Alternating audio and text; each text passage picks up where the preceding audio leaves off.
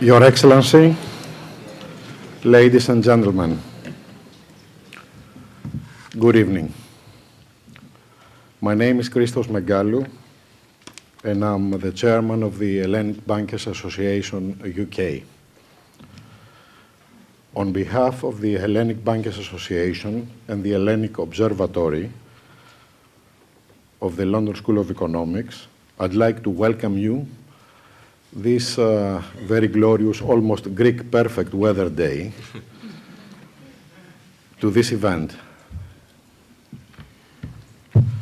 The HBA and the Hellenic Observatory are always interested in promoting the dialogue on Greece.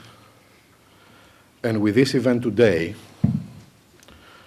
we want to advance the debate of what needs to be done to get Greece out of a crisis that has not been seen in the world before. And there are burning questions and growing debates among simple people, economists, policymakers, as well as market participants. Is this the right policy mix? Is the Greek debt sustainable post-PSI? Can Greece get its way out of the crisis within the Euro framework? How does Greece become investable,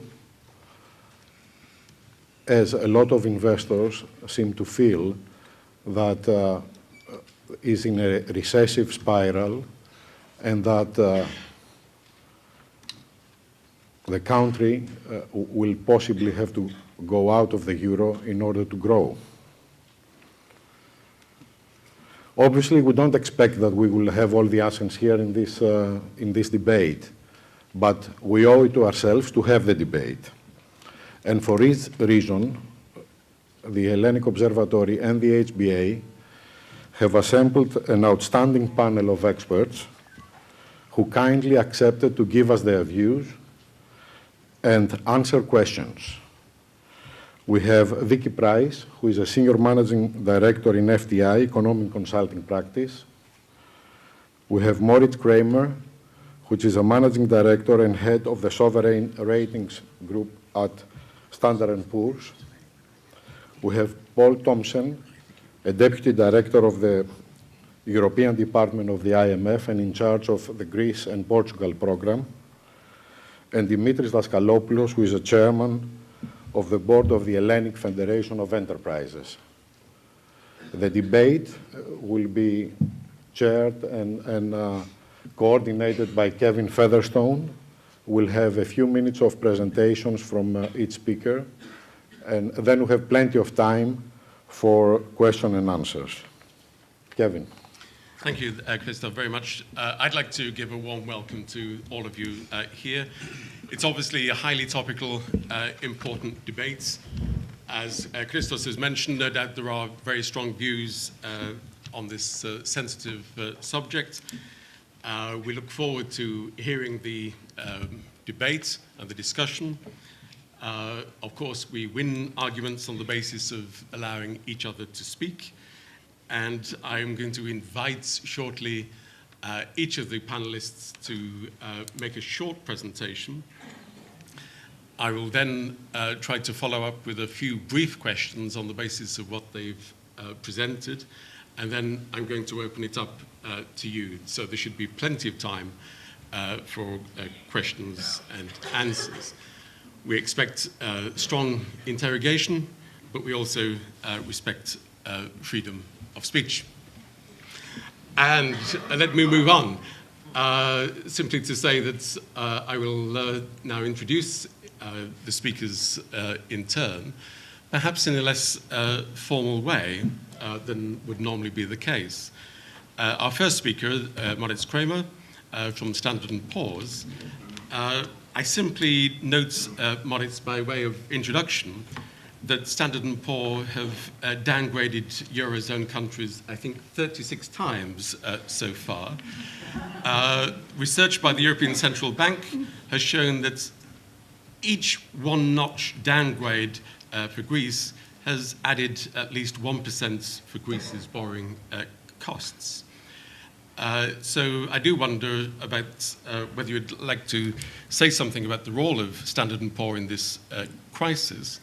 But secondly, this is actually the second time that Moritz has accepted our invitation to come and speak at the LSE.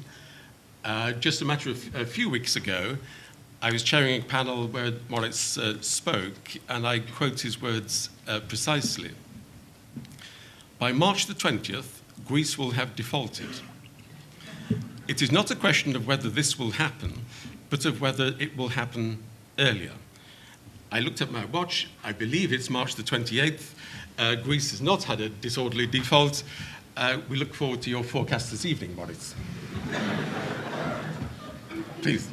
Thank you very much, Kevin. Thank you very much, everyone. These are questions I had not anticipated, but I'm pleased to take them. Starting with the last one, yes, Greece did default. Of course, Greece defaulted. The restructuring of the debt is a default, as defined in most people's minds, meaning that as a creditor or an investor, you get less than what you were originally promised. That's a default. Whether you want to attach the label voluntary or not is a completely secondary and actually irrelevant issue, because the degree of voluntariness is in the eye of the beholder, and it is not usual practice for investors to voluntarily forgo more than half of what they're owed. So yes, I stand by this, and they actually defaulted before March the 20th. The other question that you raised about the role of rating agencies is an excellent one. And I have to try to squeeze as much information into the few minutes that you've allotted to me to clarify and debunk some of the myths that are circulating. A credit rating for a company or a sovereign state is a forward-looking opinion on likelihood of default, on creditworthiness. It's not more than that, it's not less than that, but certainly it's not more than that. What we have been signaling for many years is that the creditworthiness of Greece is deteriorating. If I may say so, the first downgrade of Greece by Standard & Poor's happened in the year 2004. So that's not quite a decade ago, but almost. This was still when the party in the capital markets, but also the spending and credit boom in the country went on and on and on for a number of years. I would say that as a credit rating agency, we were the first ones to put up the alert, whereas the markets continued to treat pretty much everyone in the Eurozone, including Greece, as the same risk as Germany. Greece could borrow at 18 basis points or so above Germany. That may not mean very much to all of you, but basically means at the same conditions.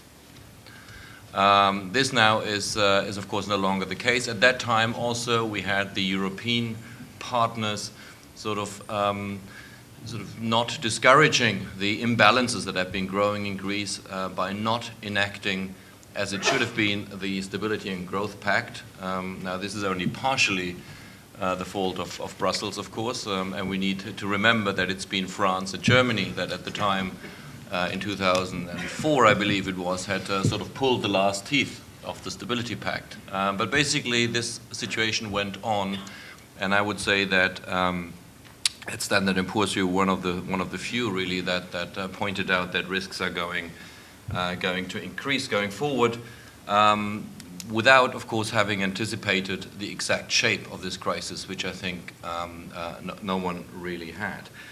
Going forward, we did declare default at the moment that the ink dried on the law that reintroduced unilaterally the collective action clauses, which means nothing else than that a minority of bondholders, of creditors who are not willing to exchange their bonds can be overruled by the majority. So this is a unilateral change of contract to the detriment of the investor, and that's by our definition a default.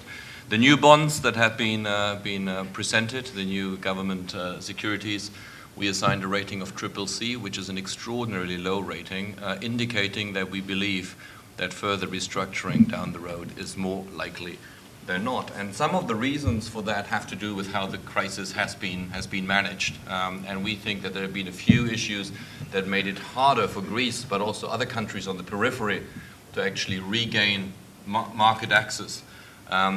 Part of it, and maybe only the most important one, there are a number, but for lack of time, I would only mention the fact that more and more creditors, official creditors, have been sort of jumping effectively the queue, becoming so-called preferred creditors, and that means that in a case of restructuring, they do not participate.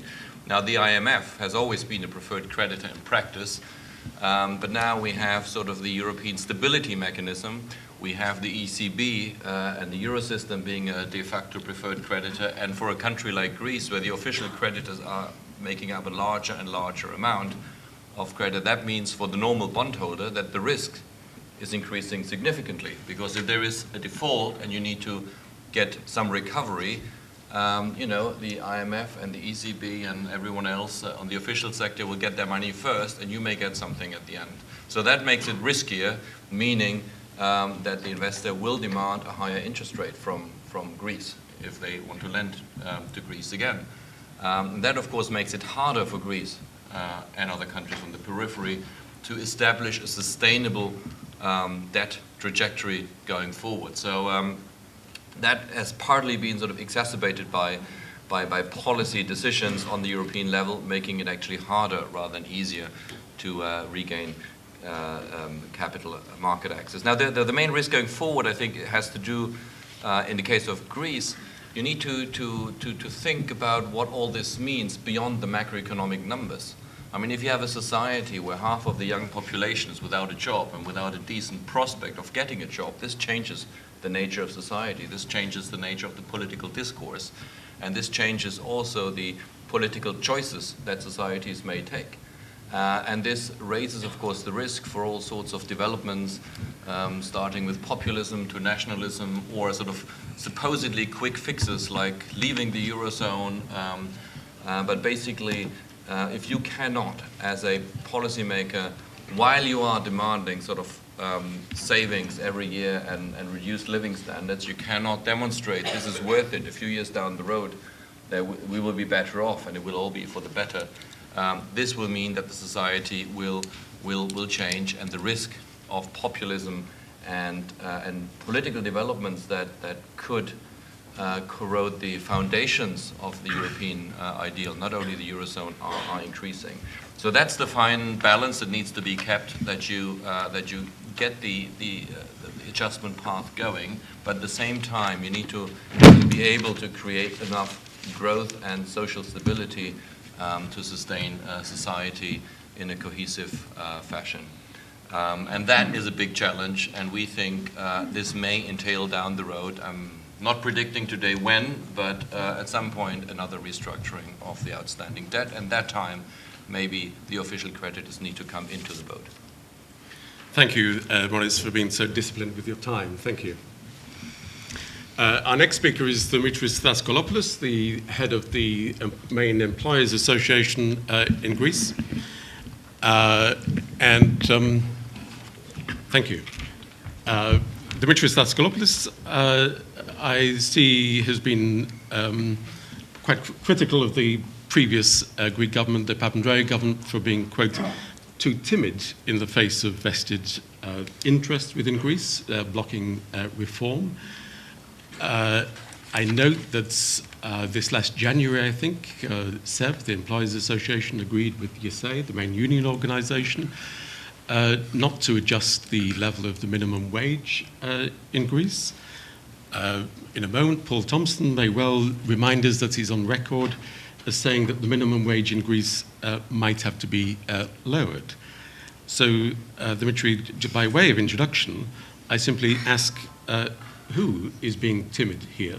Is it simply politicians, or is it possibly employers as well?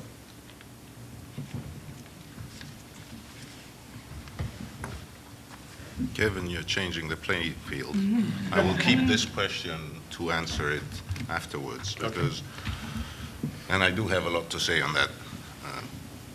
But we asked to come here and give our judgment if Greece will if Greece can exit its crisis, and I'll go right to my opinion, and my response to this debate's question is yes, it will. Greece will exit its crisis. I say, though, all the more if Europe itself decides to address and solve its own crisis. Greece is an integral part of the European Union, an important constituent of the vision of European unity. And today, the European experiment of prosperity, social cohesion, convergence, and a common currency is being put in question, not only by markets, but by its own citizens. So I believe Europeans can surmount these challenges and reinvigorate the vision of the European Union only if they act together with a common sense of purpose. Where are we in Greece today? We all know the strict austerity program imposed on Greece has led to an unemployment rate of over 20% and has taxed social cohesion to the limit. And a still suffering Greece now faces the additional challenge of having to implement the terms of the second memorandum, to adopt additional measures of debt reduction, lest we end up with a new restructuring soon, and to relaunch growth. How did we get here? I think, not to go very much back, but the priorities, we start with the first MOU and after the crisis was obvious. The priorities established by the first MOU were wrong. The program demanded or imposed a big and extremely painful fiscal adjustment while relegating the structural reforms to the second row. It was a grave misreading of Greek political and social realities. Obviously, more to blame is our own political system, because it found very difficult to implement and impose the structural reforms that tackle the power and the benefits of all these special interest groups which are very vocal. And instead of that, Greece opted for, and the Troika accepted, the horizontal measures that hit everybody alike. With some foresight, as early as November 2010, we at the Federation had suggested to the European Commission a change in emphasis where fiscal adjustment should be slower in exchange for faster and more intensive structural reforms. This would have several benefits. Obviously, less social pain and, by result, greater acceptance of the measures by the people, a sounder base for fiscal reform, and the timely creation of the prerequisites to return to growth.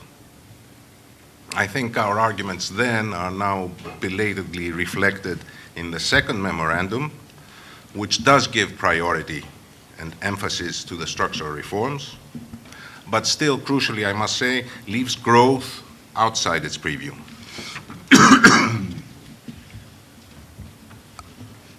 Our politics, always an issue of concern, especially among elections. I should note that in a first stage positive political response, a few months ago, a new prime minister was, a non-political person, was called upon to manage the new MOU agreement with the support of at least the two major parties. And this cooperation is a rare occurrence in Greek politics. And it may well signal the beginning of deep and important changes in our political system. At the same time, though, the process of adjustment has created a deep political and social division. The coming elections will see the clash of two blocs. On the one side, those who support the reforms which will keep Greece as an integral part of Europe. On the other side, those who fight to maintain the status quo, to maintain their privileges, and thrive simply by criticizing the memorandum. I come now to the wider European issue. Greece's case is not a crisis in isolation. Rather, it is symbolic of the problems inherent in the creation of the euro. And we see that the contagion to other European countries, many are in question today, is a reflection of the belief of the financial markets that the Eurozone is unable to meet its threats and because it lacks a lender of last resort. And the euro is no longer regarded as a truly sovereign currency. We have many euros now in reference to the country of issue. And in the case of Greece, the Greek euro is dirt, and the country risk has remained at a prohibitive level, even after the PSI. And this has brought the economy to a standstill and has totally suffocated the private sector, which bears no responsibility for the crisis. So I believe one-dimensional austerity programs create havoc in societies and endanger the European Union's social cohesion. The EU has progressed significantly in recent years. However, it remains a weak economic entity and an even weaker political entity. And European leadership needs to address in a coherent and non-ideological way the challenges of a lender of last resort and the challenges of sharing the burden of adjustment. Also to start formulating growth-enhancing measures of a pan-European nature. The future of the euro, if not of the EU itself, depends on these decisions. And beyond that, and closing with this, the Union must speak not only to its markets, but to its people as well. If Europe is to surmount its existential crisis, it needs to express a new bold vision for its future and re-engage European citizens in this vision. Okay, thank you. Next speaker is Poul Thomsen. You're going to speak from the lectern. I believe there are PowerPoints ready for Poul. Yesterday in the European Parliament, Poul said that the minimum wage in Greece is about 50% higher than in Portugal. I see that at least one European organization has put on the internet that the minimum wage in Greece is 586 euros. In Portugal, it's 485 euros. In other words, a difference of 18%, I think, rather than 50. Poul, I wonder also if you've been entirely consistent in what you've said to different audiences. I read here in the UK, in the Guardian newspaper, you were reported as saying that austerity is hurting Greece. There are limits to the social costs that can be imposed. So, a dove or a hawk, is Greece at the limit of its social pain, or should the minimum wage be cut? Thank you. I will get to that. Let me quickly run through a few slides to show you the problem. I think Greece has two problems. First, loss of competitiveness. This graph shows since euro adoption, wage increases in Greece, and the other graph shows wage increases in the eurozone. This is, of course, a dramatically unsustainable development. And the implication is the current account deficit that after 5 years of recession is still running at 10% of GDP. Greece is a highly uncompetitive economy. This reflected more so than in any other country in the periphery expansionary fiscal policy. Look at how Greece had a dramatic improvement in fiscal position until euro adoption, and then an equally dramatic deterioration with an attendant dramatic increase in debt, an increase in the deficit to 15.5% of GDP. Look also how how there was, since 2002, actually taxes to GDP were sort of up and down, but more or less constant. All of it driven by increases in primary expenditure, all of it. Now, look also what's driving it. 2/3 of the deterioration in the fiscal deficit of to 15.5% of GDP, the headline deficit. 2/3 of this were driven by increase in social spending, which accounts still for including pensions for 50% of primary expenditure, whereas taxes were relatively constant. Now, okay, look forward. Greece has achieved, I'll come first on fiscal policy, a very dramatic fiscal consolidation of 6% of GDP in an economy that contracted during these 2 years by 10%. Unprecedented, very impressive, undoubtedly painful, socially very painful, but no way around it. No country can finance deficits of 15.5% of GDP. No country can finance where they are now at 9.5% of GDP without support from the IMF and others. We still need, in order to get to something that's sustainable, another 6 to 7% fiscal adjustment in structural terms. We are concerned in this regard to avoid excessive pro-cyclicality in fiscal policy. One of the things and part of the new program is actually that the targets are being eased compared to the target we agreed only 3 or 4 months ago to avoid the excessive pro-cyclicality. Looking forward, we agree that there's no more scope for increasing tax rates. And we agree that there is no scope for across-the-board cuts in wages and pensions. Doesn't mean one should not adjust wages and pensions, but not just across the board. So what does this mean? Greece needs, above all, to deal with its very, very pervasive problem of tax evasion. I would go as far as saying that if Greece does not, and Greece has, this is one of the areas where Greece has not been doing well. Despite we have had more than 30 technical assistance missions the last 18 months in Greece to work on tax administration. Very little has been achieved. I will agree to that. I will go as far as saying that if Greece does not deal with the problem of tax administration, I cannot see how over the long run it can maintain the social standards that you would want to expect of a European country, while at the same time maintaining control over its public finances. And I also think it's essential for the perception of fairness in the program that the government comes to grip with the problem of tax administration. It's a major, major challenge essential for the political support of the program as well. Looking forward, it's unavoidable that there will have to be further reduction in social transfers, but it must be done in a socially balanced way. So, means testing and making sure that those who need the social transfers indeed get them. Greece must deal with some taboos. So far, it has been a taboo to let people go in a mandatory manner from what is a highly overstaffed public sector, and also been a taboo to close entities that are no longer needed.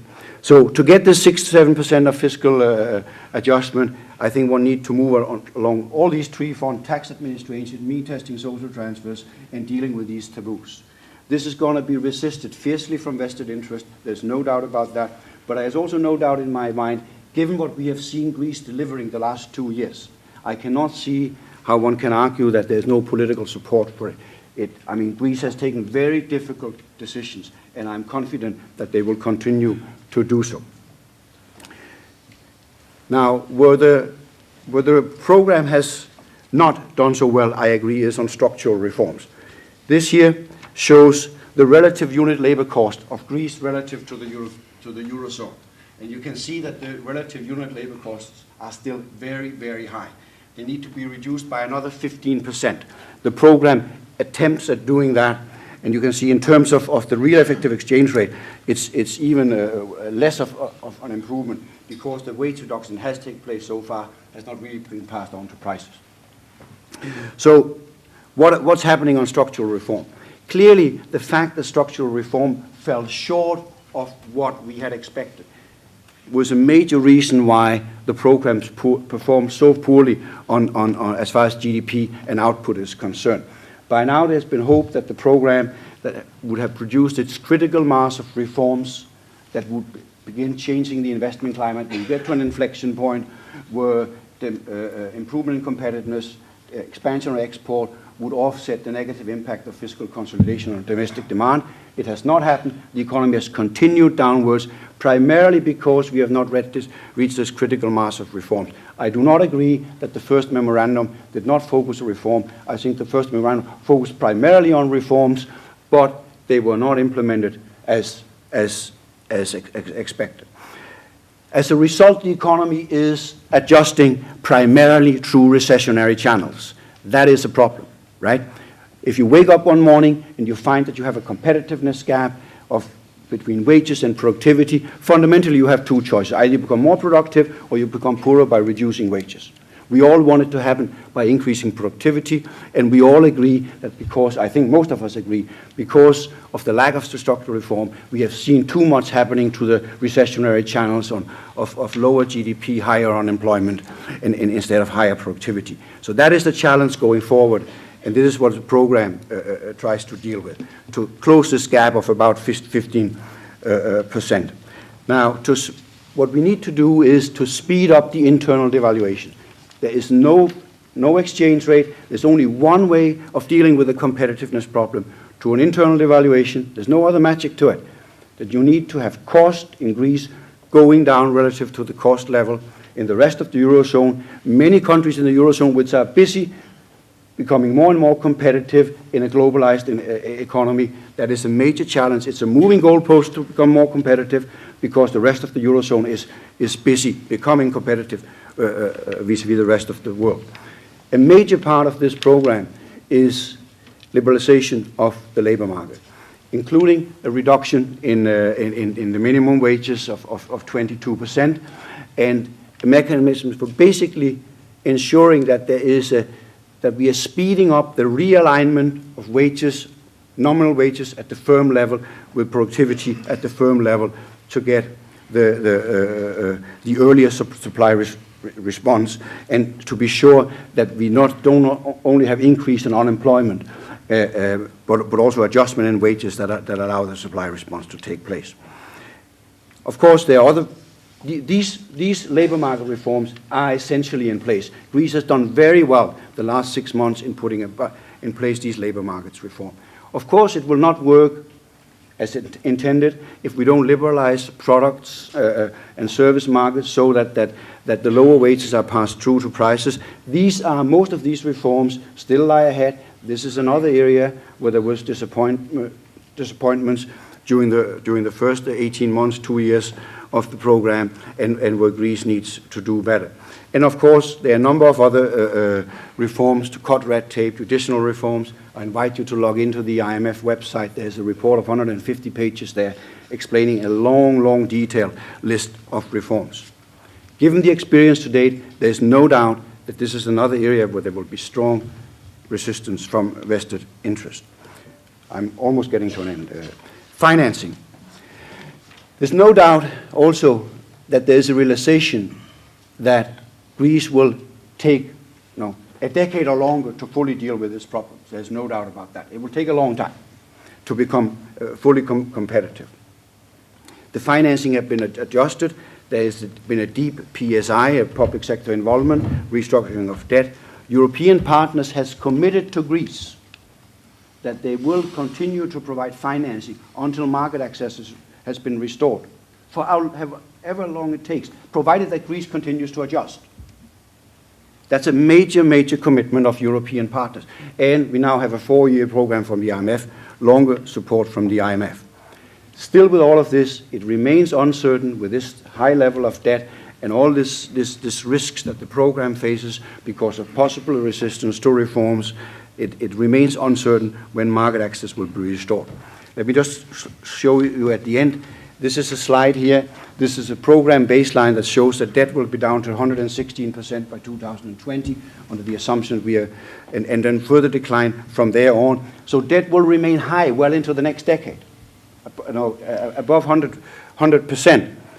And look at the alternative scenario there where we just have small delays in privatization, small delays in fiscal adjustment, and some delay in structural reforms. So you get a slower boost in potential output, and you have debt clearly remaining at an unsustainable level. There is no room for maneuver in policy slippage. So is there a way out of the crisis? Yes. Greece must continue to bring down its deficit. There's no way around it. There's no way around bringing down the deficit.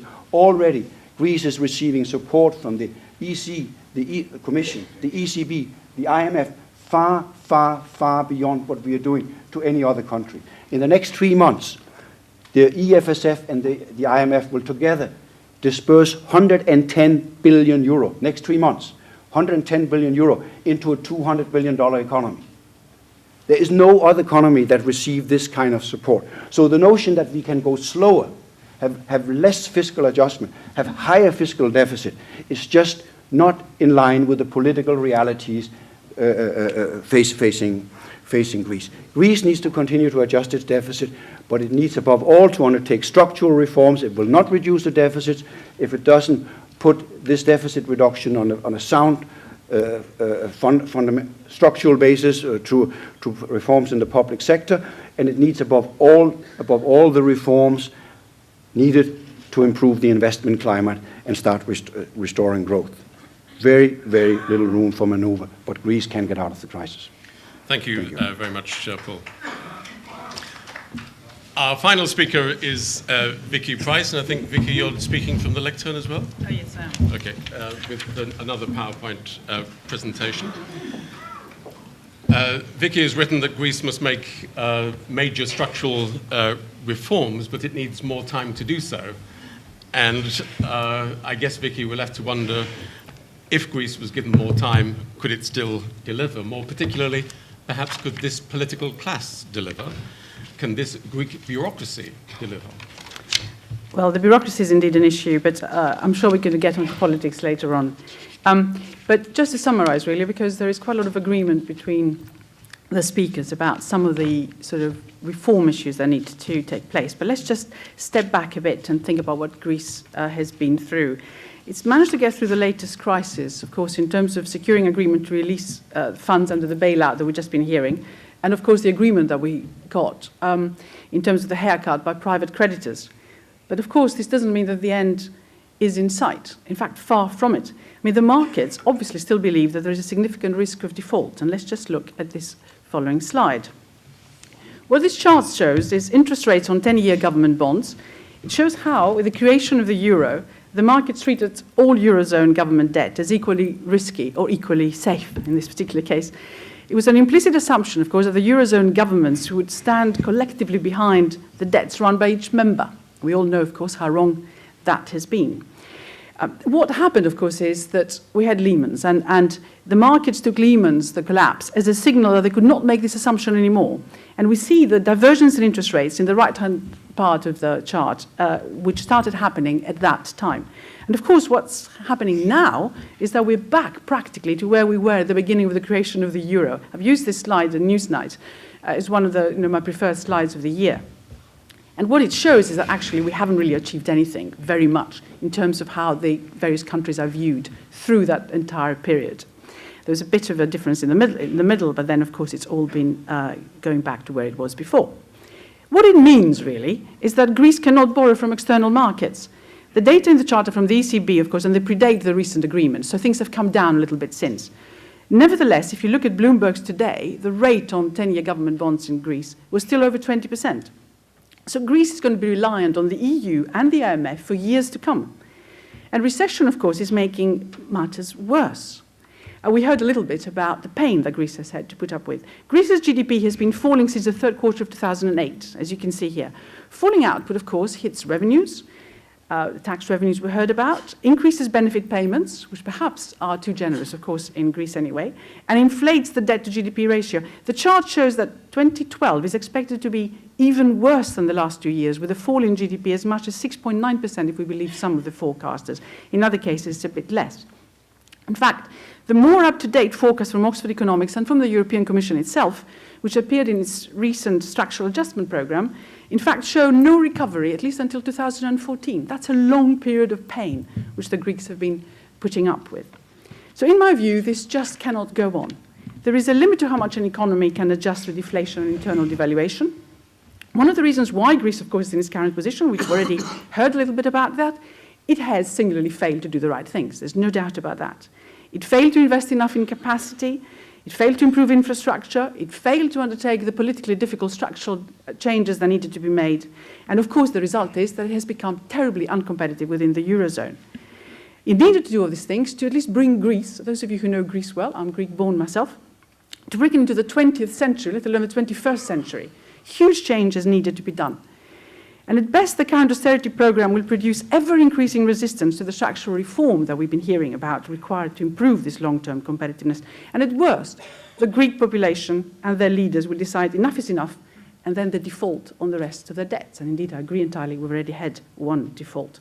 But I think that would be very bad for Greece. As we have seen, the markets are just not going to lend to Greece in any hurry. So Greece will be shut out of those markets and will have, in fact, to rely even more on the IMF to survive in the future. And devaluation, this idea that we can leave the euro and have the drachma again and have a nice devaluation and then everything will be solved, of course, won't help. Not only, of course, is everything going, the banks are going to be bust and most people will be bankrupt and all the savings will be wiped out, but it also wouldn't help in that Greece doesn't have, unlike Argentina, an awful lot of things that it can export in the market, except possibly tourism. And that is only, it's significant, but really only one part of the economy. So what's the answer? In my view, the most economically efficient outcome would be for the Eurozone to realize and accept, once and for all, that Greece will not be able to repay anywhere near its projected level of debts. So there must be further very significant write-offs, including official lenders, as we've heard, who will need to take some of that pain as well, not just the private lenders that we've seen so far. And that has to be accompanied by an injection of investment finance into the Greek economy. It's true that the private investors are not terribly keen to do so, but nevertheless there are loads of structural funds waiting to come in, and there could be more financed by the various governments. There was a talk of a Marshall Plan. That's not a bad idea. It's really what happened after the Second World War. We can see that too. I think Greece absolutely needs it. But in return for less fiscal pain, especially if we actually find the fiscal consolidation path, which is very important, is actually extended a little bit, then Greece has to agree, and that's the politics that Kevin asked, to put its political capital behind serious economic reforms, privatization, opening up competition, reforms of its taxation system, which is absolutely essential, great reform of public services, which are indeed, back in the ancient times, as far as I can see, perhaps they were more efficient then, and also, very importantly, reform its political and judicial institutions. And it must be possible to sell this to the Greek voter, despite all the protests we've seen so far. In my view, the average Greek might actually warm to the Eurozone if they do that, because for the moment, they feel very let down by the European Union. They wanted help when they joined the euro. Not just money, but a degree of protection from the actions of their own politicians. And they feel they didn't actually get it. Nobody was minding the shop while all these things were happening since Greece joined the euro and all those terrible figures that we saw from the IMF. Then now, instead of any actual help, or at least as they perceive it, they see the EU telling them what to do, and also there is the Greeks love conspiracies. They believe that, in fact, there is a plot to sell Greek assets cheaply, bought by the foreigners, which will leave Greece even more impoverished in the future. So there is quite a schizophrenia around which needs to be addressed. But a generous gesture on the part of the EU might, in fact, change the climate. The Greeks will, I think, accept that, but it may be harder to sell that to the average voter in Germany, the Netherlands, or Austria. They're the ones who see themselves having to foot the bill. They will need to understand that they will end up footing the bill anyway, either through debt forgiveness or through bailouts of their own banks, who, of course, are all interconnected, and there will be, of course, very considerable contagion taking place. We see what the problems are now, for example, in Spain, or through the general cost of another recession in Europe as a whole. So, why not pay up graciously and enjoy, as a result, smiling service from a grateful Greek taxi driver when they arrive at the airport, and they can whiz down the newly renovated, paid for by the EU motorway from Athens to their holiday destination. And I think that would be a win-win. Otherwise, it would be a lose-lose for everybody. Thank you.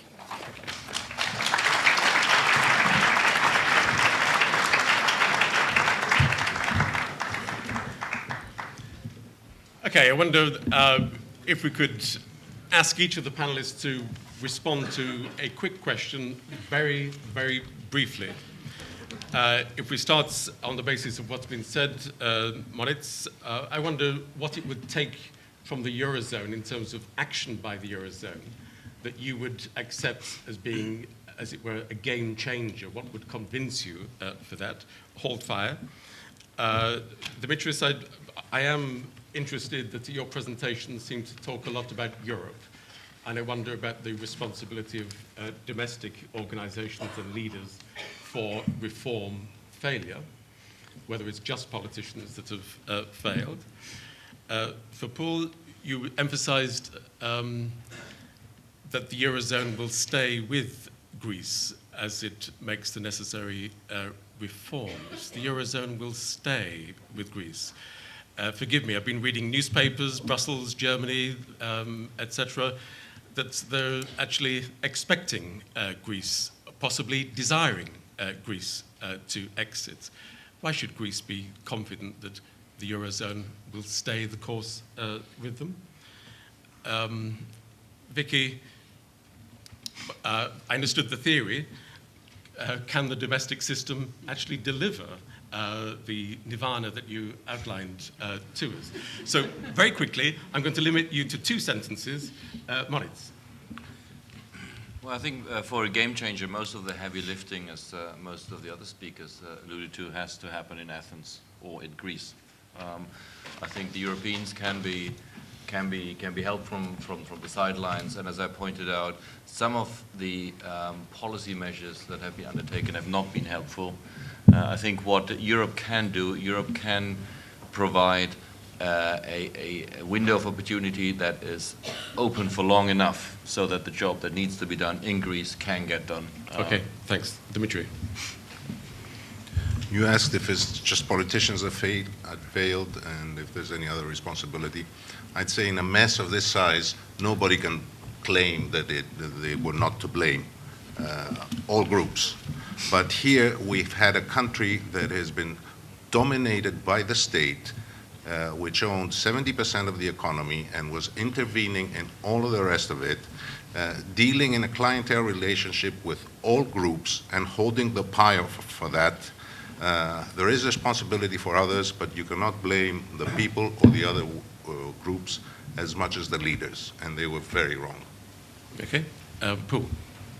Well, you misquoted me. You didn't catch my qualifier. Europe will stay with Greece, provided Greece continues to adjust, provided the program stays on track. Eurozone's leaders were very explicit about that in the June summit. They repeated this in the October summit.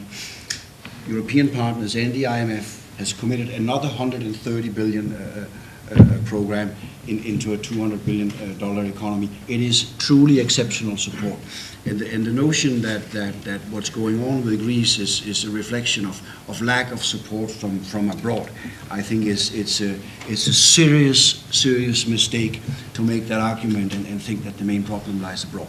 Okay. It lies with the Greek society to undertake the right thing. Greece has done some very courageous, painful thing, but it needs to do the structural reforms needed.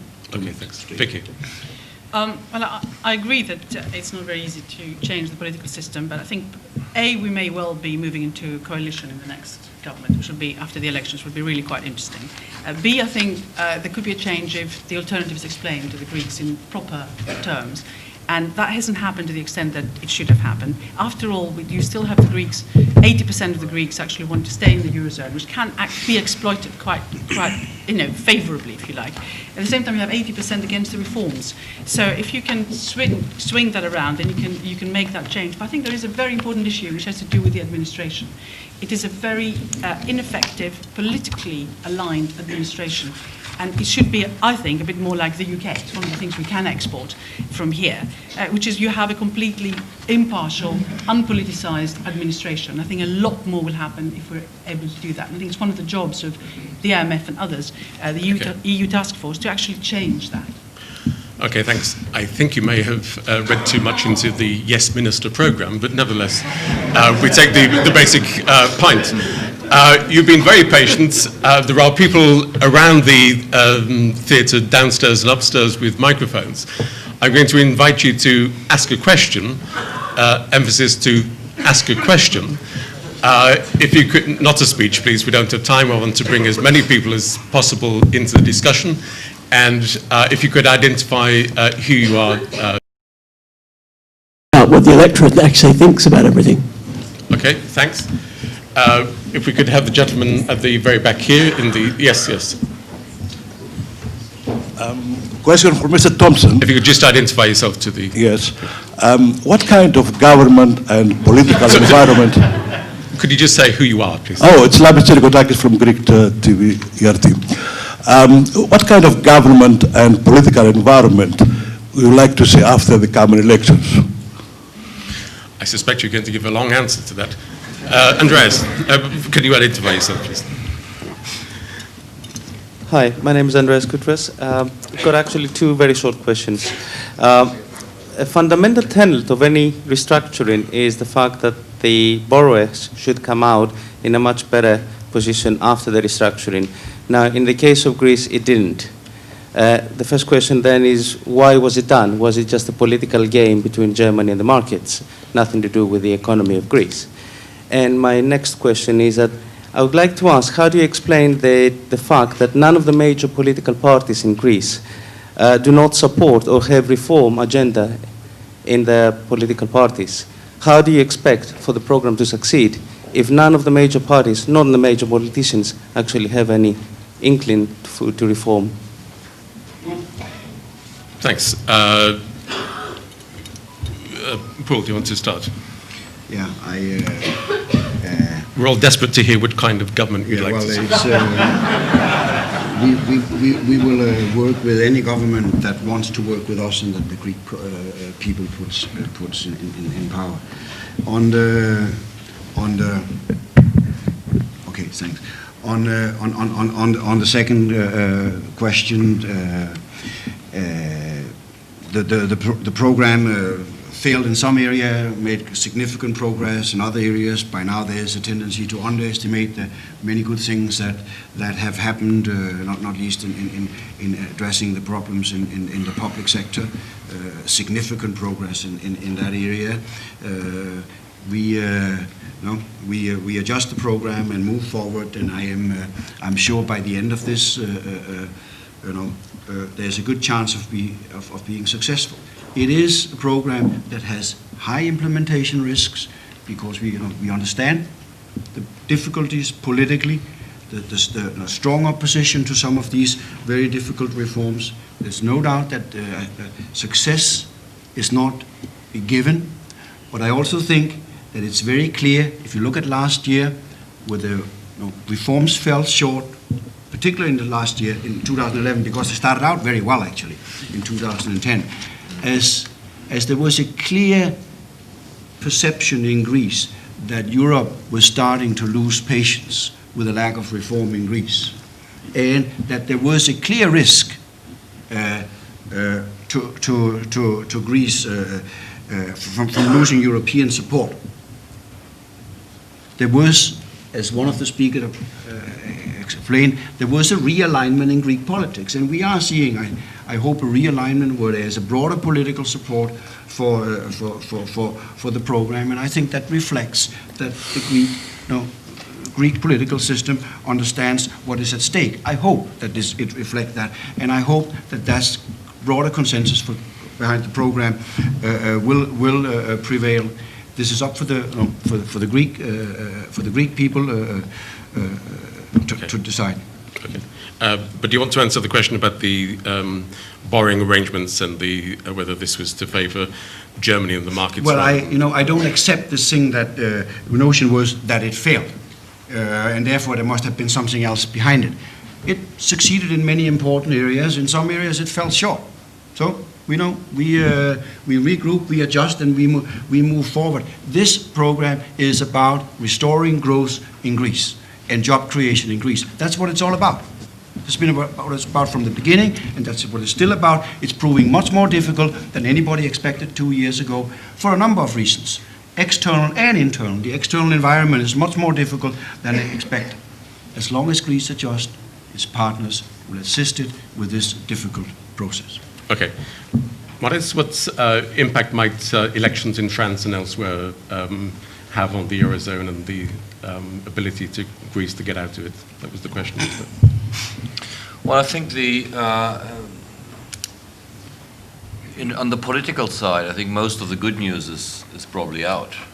We had sort of, as we said, we have sort of technocratic governments in countries like Greece and Italy, which has enthused observers and markets alike. But we have lots of elections. We have referendum in Ireland. We have sort of political controversy about the right way forward in countries like the Netherlands. In Germany tends to be fairly divided. But again, this is a relatively secondary issue. If countries like Greece can demonstrate that they are doing the right Greece thing. Greece can demonstrate, I promise. Yes, then everything will be fine. One thing, just as a thought, because Germany, of course, is at the heart of this problem, because they're the main sort of contributor to all of these endeavors, and the political power has shifted fairly dramatically to the German government. European integration and unification has been the cornerstone of German foreign policy since the Second World War. It's likely to remain that way. I think some of the stories that they're going to throw everything on the ground are fairly implausible. Okay. Vicky wanted to come in. Well, just on the second bailout and whether it actually helped or not in terms of the debt. I mean, clearly the debt still stays quite high, but there's supposed to be some cap as a result of it. But if you look at the details of it, the Greeks could argue that very little has actually gone straight into the economy, because I think it was only about 6.6 billion, which is going straight to pay for various companies that haven't been paid for procurement that the government had made. So that's good, at least. A lot of the rest has gone into capitalizing the banks, rewarding them for the PSI losses that they made, and also paying in a particular different place for the debt that, so that the debt is actually serviced by the Greeks, rather than actually going directly into the economy. And that's the issue. It may make sense because that's the best you could get, and you needed certainly to get the market to stabilize, but it isn't as if you actually resulted in a huge injection of funds into Greece. Other things need to happen on the side, I think, for it to make a difference. Okay, thanks. Dimitri, who are you going to vote for? I always decide on Sunday morning, not before. And I don't even know which Sunday it is yet. About the political situation in Greece, I think I see two things very positively. The fact that in various ways in the last 5 months, Greeks have, voted in a referendum without doing it, or have expressed strongly their insistence to stay in Europe. You know that the Greek people understand what has gone wrong, and they want to do whatever is necessary to stay in Europe. The other positive fact is that our political parties already did the unthinkable up to now, that they did try and did manage somehow to work together on some issues. That is the positive side. Okay. Now, the PSI, I think that's what you meant when you said an agreement should bring the borrower in a better situation than he was. Well, we're not. Look at the pricing of Greek bonds today. So we all keep trying. Greece has been doing a lot. Europe is supporting us, but the results don't come for various reasons. Some of us are our problems, some are with the program, and especially what worries us as Greeks is this fervor and this insistence on the one-sided definition of competitiveness and the one-sided insistence on internal devaluation. We do need to respond and have some discussion whenever we have time. Have you finished? Okay. No. Apologies. I just want to get to as many people as possible. The gentleman on the front here.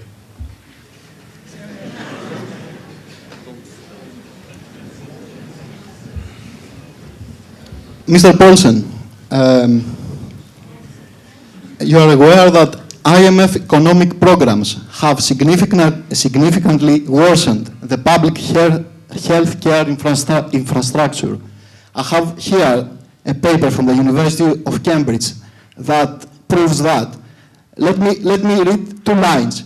Participation in an IMF program is associated with increases in mortality rate of about 15%. Conversely, when countries left IMF program, mortality rates dropped by roughly 1/3. What do you have to say? This is extremely important, Mr. Poulsen.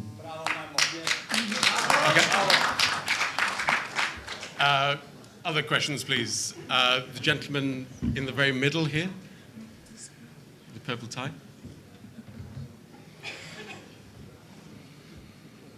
My name is George Nicolaou, and this is the question for Mr. Thomsen, but also for any other member of the panel.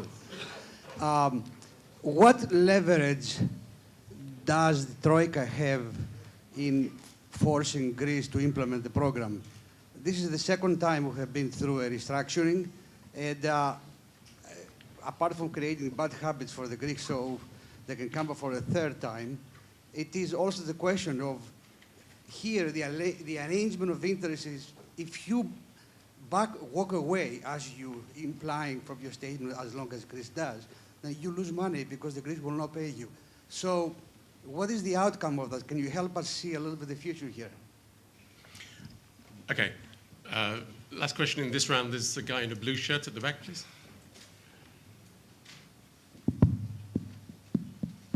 Hello, I'm Olivier Vardakoulias from the New Economics Foundation. I think it is pretty ironic to be hearing that Greece is different, just like Argentina was different, just like South Korea was different, and just like many sub-Saharan African countries were different, or like Turkey was different indeed. But the fact is that the IMF's structural adjustment programs in Greece as elsewhere have abysmally failed to deliver growth or any form of positive transformation. In fact, the more a country was following the IMF prescription, the worse it was doing, while countries that shifted away from this type of programs, like Argentina, did much better. I think the IMF has acknowledged part of that, but still, it continues to apply the same policies, despite the fact that its own researchers have criticized the results of these programs.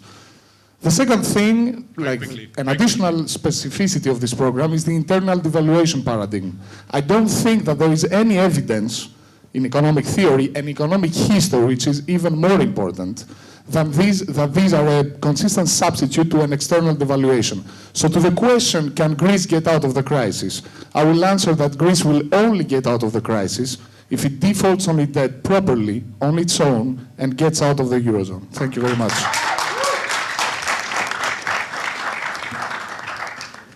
Moritz, do you want to start off on the should Greece default and get out? Well, it sounds very tempting. I'm almost, usually I get these type of questions. I'm quite happy that you're here, Poul, and take most of the flag. But in justice, I think consider yourself a situation where the IMF and the EU. It's actually, I mean, you say the IMF is sort of one of the two. The other one is the EU, which provides much more funds actually. But assume that the Troika walks away, the outcome for Greece would be worse, because with no funding from the markets, with no funding from official sources, as long as you still have a primary deficit, you need to reduce the primary cash deficit to zero immediately, overnight. You need to cut pensions more, you need to fire more people from the public service, you need to cut wages even more, because you don't have the buffer that these guys trying to provide. Now, with all the details are the right, sort of exactly in the right place, is not for me to judge. But the seemingly easy option, just walk away from it all and everything will be fine, I think is factually absolutely untenable, because the funding still needs to come from somewhere, and no one else is currently willing to put any money into Greece other than the Troika at this point. So that's the only game in town. Dimitris. I fully agree on that issue. It is not an option for Greece. It is not an option for Europe. I do try to come back to that. This single-minded focus on Greece is wrong. We have the need to help other countries. We have other countries being threatened by the markets. And that is why I propose that we should stick together as Europeans. If we start breaking up this model, it is the end of Europe. Is that what we want? Okay, thanks. Vicky? Well, I've already said that I don't think the drachma solution is the right one, I'm afraid, but I do agree with all the other sentiments.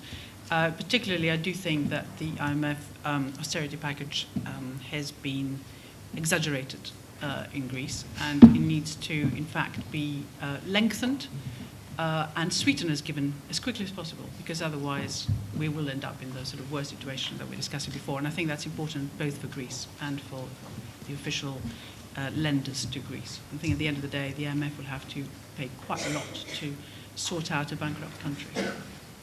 Poul. Okay, thank you. Let me start with the last point. I am all for not having excessively pro-cyclical fiscal policy, and we have slowed down the fiscal adjustment. And I'm all for that. It's all about reforms, and so I have no problem with that. But still, there needs to be a steady reduction in the deficit. I explained to you that for all of these, from all of the three institutions, we are way beyond our normal limits in supporting Greece. Our money comes from a membership that on average is much poorer than Greece. I mean, you have to think about that. We cannot maintain this long-term financing of deficits forever. There has to be a steady reduction in the deficit. It's going to be painful, but it's going to be possible if it's done in a rational way through structural reform. There are no more low-hanging fruits. That's why it's going to be difficult going forward. It has to be through structural reform, dealing with taboos, laying off people who are not needed in the public sector, means testing social transfers, improving tax administration. These are all structural reforms. Without willingness to do these structural reforms, the program will fail. I agree, but it is possible to do these structural reform. As far as the broader structural reform on growth, I disagree with the other speakers. I did not get one example of what it is that you're against. What are the structural reform? Well, one of them that were mentioned in the beginning, when we started the program, was the liberalization of the trucking industry, where for many years there had not been issued trucking licenses, and licenses were selling for 300,000 euros plus. Somebody told me anecdotally, I don't know if it's correct, but if I was eating a tomato in Greece, it was produced in greenhouses in Holland and trucked down to Athens because of the price of transportation services. Now, who are we protecting by not liberalizing something like that? Who is it that you want to protect? It's what economic efficiency comes from maintaining such structures. So this is what structural reform is about. Nitty-gritty, doing away with the rents, making sure that the investment climate improves.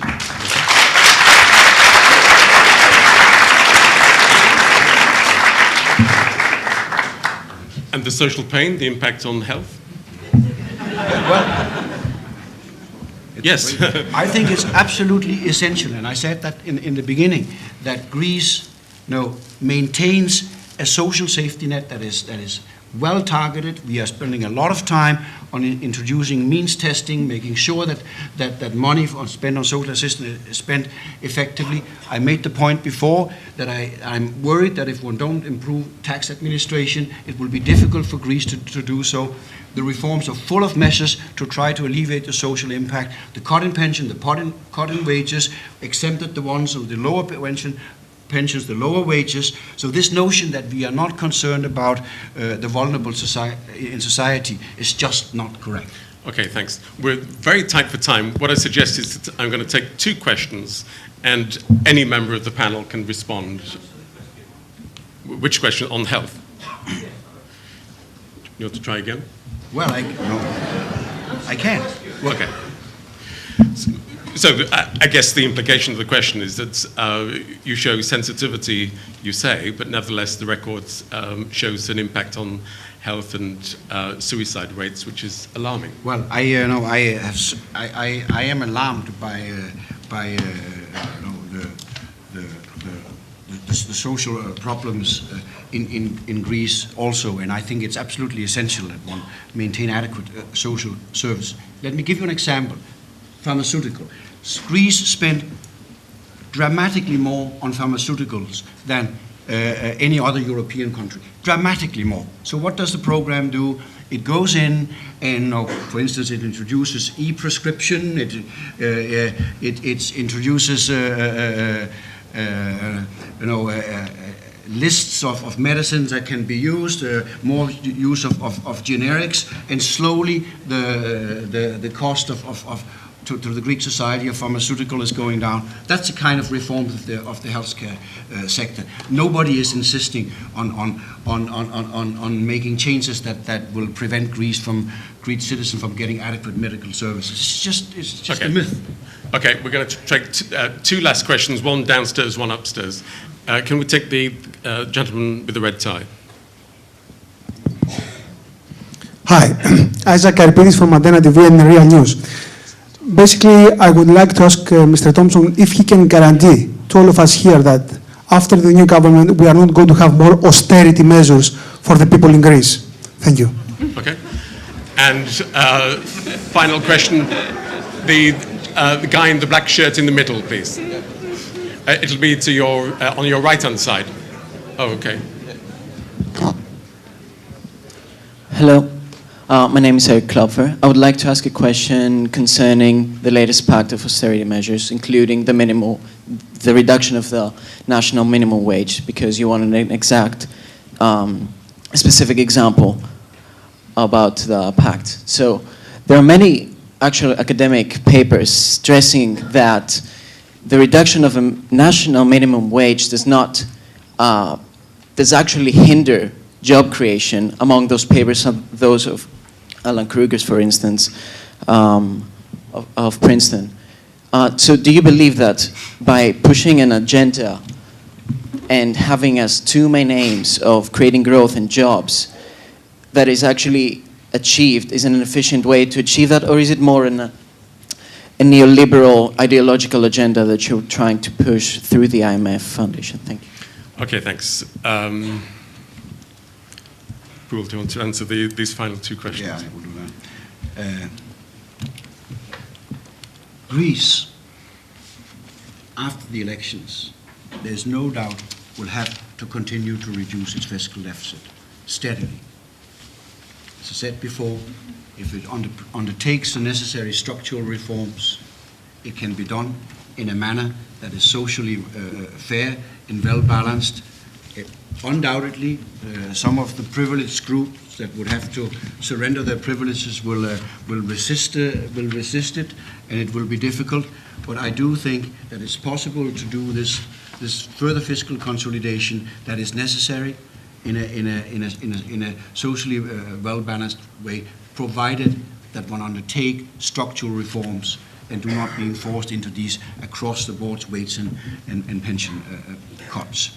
Second, on the minimum wage, I'm not quite sure I understand the logic. Seem to think that it would actually be good to increase the minimum wage, but Greece has a minimum wage. If you adjust for the fact that it's paid over 14 installment, it has an average minimum wage per month that is 50% above Portugal. That is 20% above Spain. Once you do this adjustment, I mentioned that on the internet, there's lots of people disagreeing with these figures. These are numbers from Eurostat. Okay. So, 5 to 7 times above Romania and Bulgaria. And now, whether it's 50% above or 40% above, or whether it's 20 or 15% above Spain, the fact is that you cannot be surprised that you have countries with youth unemployment of 40% or above, if at the same time you force them to be priced out of the market by minimum wages that are out of line with the productivity of the society. Okay. So this is is difficult. Okay, thanks. Okay, hang on. Have you finished? Okay. Okay. What a... No, you don't have a minimum wage in Germany.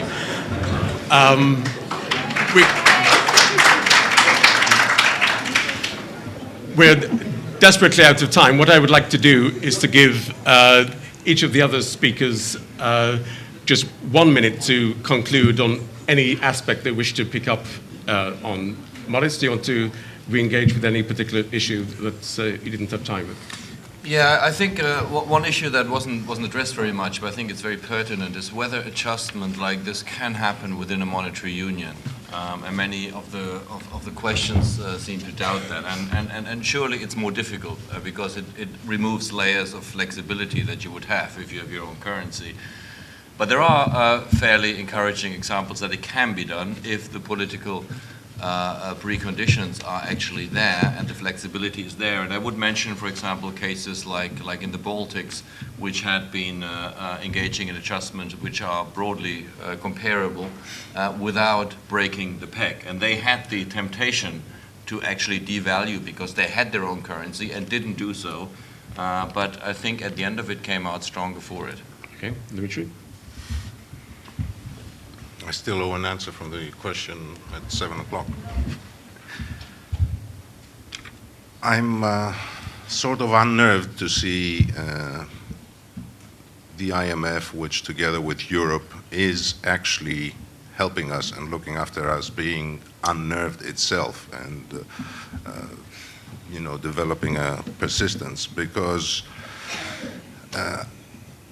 we have worked together, and I am all for structural reforms, about breaking the taboos in Greece. We have been very critical about the political system, especially of all the interest groups that are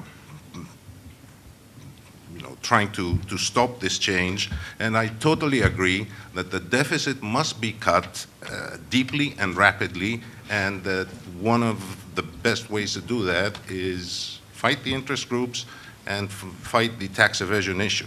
But here, I say again, our concern as Greeks, as mostly reflected in the issue of wages, comparison with other countries, and lowering the minimum wage, is that this is a single-minded focus to very rapid internal devaluation, which, one, does not work, and second, I don't have great respect for economists, but I still believe that they are able to come up with some other creative ideas. In the meantime, especially since this is becoming a European problem, and as we hear from everywhere, it is a unique problem in the history of the world. So we resisted the across-the-board minimum wage cut in Greece. And that is because we are business people. We manage companies. We work with people. We need our employees to be working with us. Otherwise, the company is down the drain. That's why we resisted that. And I tell you, I don't believe any of the large, serious companies will go ahead and implement this law to cut the minimum wage. Of course, it is necessary to bring down the average wages, which are high in many sectors. It's not the minimum wage that is our problem. And the flexibility we have in the market up to now with the reforms that were done in Greece are more than enough. So my question, my suggestion is, I think Greeks know that we'd be much worse if we didn't have the support of Europe. And nobody has been against that or ungrateful. On the other hand, yeah, I'm sure. Okay, thank you. Okay, thank you. Okay, thank you. The people that are complaining, they are right. Okay. Okay, thank you. Okay, I'd say. Okay. Forgive me. The audience has come to hear the panel conclude. Dimitri, are you done? Unless you want me to say it in Greek, maybe you understand it better. No. Okay. Vicky, final word with you. May I finish by saying that the people who are angry are rightly angry because, as we said here, Mr. Thomsen mentioned that as well, we should be over with across-the-board cuts, and we need, it was expressed many times, we need to see a light. We need, as leaders here maybe, to show the promise. We haven't yet. It's all pain and no clarity in the future. And I think one thing we should do, stop focusing on what is wrong in Greece. We're doing a lot to change that. we should start focusing what is good in Greece, and there's plenty of that, and start focusing on how to help that. Europe is putting a lot of money behind that. Why don't they put some positive reinforcement, some innovative ideas, and some encouragement? Okay, thank you. Vicky, the final word. Can I just say that, I mean, Greece is not unique. I mean, loads of other countries need a lot of structural reform. In fact, if you can look at what Italy needs to do, and you substitute, you know, whatever you've asked for Greece on Italy, you find similar things there in terms of needing to liberalize tax collection and everything. So first of all, we have problems that others have as well, and to focus so much on Greece is probably wrong. And the view has been given that it's Greece which is a problem in Europe, whereas in fact it's much wider. It is a crisis that has hit us all. Clearly Greece needs to reform, but the thing we need to bear in mind is that in the UK, with a if I may say, an impartial civil service, as I used to be a civil servant myself, during the Thatcher years, the revolution in the Thatcher period took over a decade for it to have a serious effect on growth in the economy. To expect Greece to reform as quickly as has been imposed on it is, I think, very unrealistic, and it's caused a lot of the problems that we hear from upstairs. Okay, I'm going to, just one second, be patient. I'm going to ask you to remain in your seats as the panel leaves through the door here. But it's a standard LSE policy for our guests. I suspect we have not cheered you up at all. But hopefully the panel has made you more informed of the various opinions which have been expressed. So on your behalf, can I thank very warmly each of our panel members. Thank you.